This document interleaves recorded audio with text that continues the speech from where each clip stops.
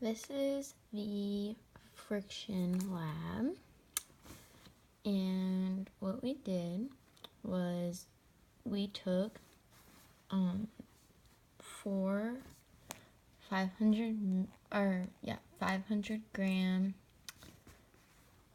like bars, and we took a spring scale and attached it with a string to a wooden block that had a piece of fabric at the bottom of it, and we set the 500 milligram bars one by one, 1, 2, 3, and 4, onto the wooden block, and pulled the spring scale and observed what happened. So each 500 milligram block is 5 newtons, and this is what it looks like. So that's with 2 on. The objective was to determine the static and kinetic coefficients of friction and compare.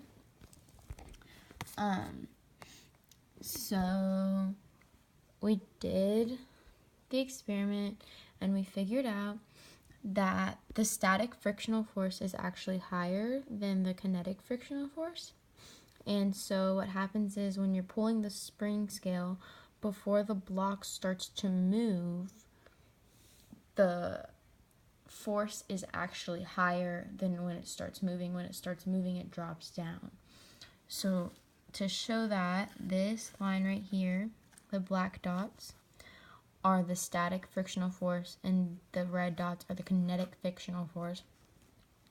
And as you can see, the static frictional force ones are just a tad bit higher than the kinetic frictional force ones, and that's because there is more force needed for this one, for the static frictional force. And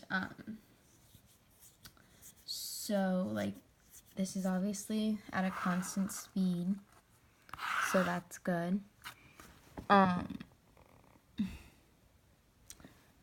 And it helped, this demonstrates the formula that we have, F equals mu n, because it shows that the frictional force is equal to the normal force.